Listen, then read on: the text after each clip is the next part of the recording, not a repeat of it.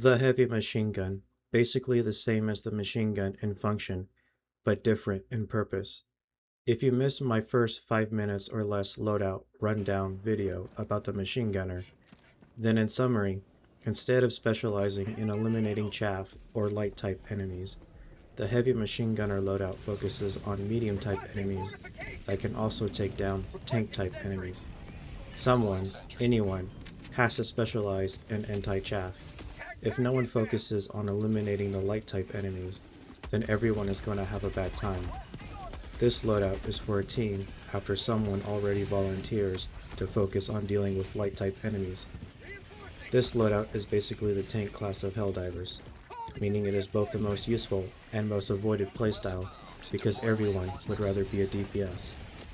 Heavy armor penetration is not for killing, it is designed for crippling before killing, specifically shooting the machine guns off of factory striders and Vox engines, shooting the rocket pods and gun arms off of devastators, shooting the horns off of harvesters and xenomechs to disable shield technology permanently, and most confusingly of all, shooting the legs off bugs.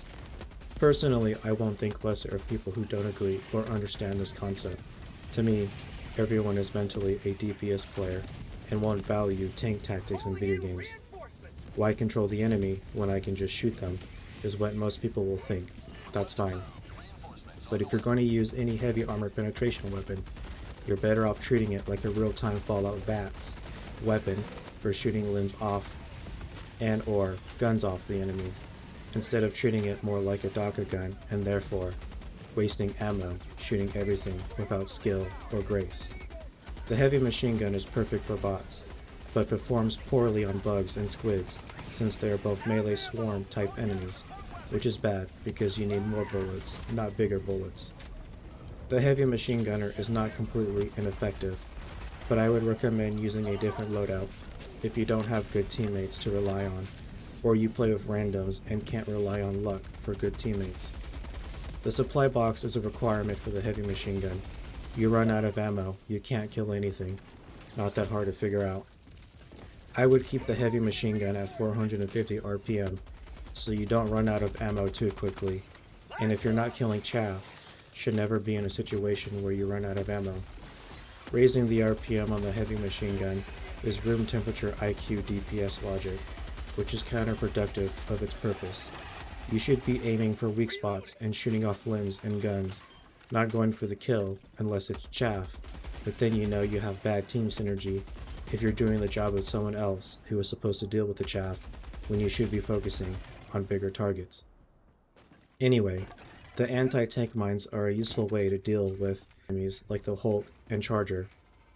It doesn't matter what you do, even though you can't trigger them by stepping on them, your teammates will always find a way to blow themselves up. If someone is using a mech or vehicle, I would avoid using mines since most people have zero survival instincts. The rocket sentry is good as a second source of anti-tank DPS. The best case scenario is someone else using the recoilless rifle, and you are helping them do damage to tanks while they are reloading or running away. Unfortunately, if you don't protect it, the sentry will be destroyed quite quickly, so place it as far away from enemies as possible so it has a chance to shoot more than 2 or 3 times before getting surrounded by chaff.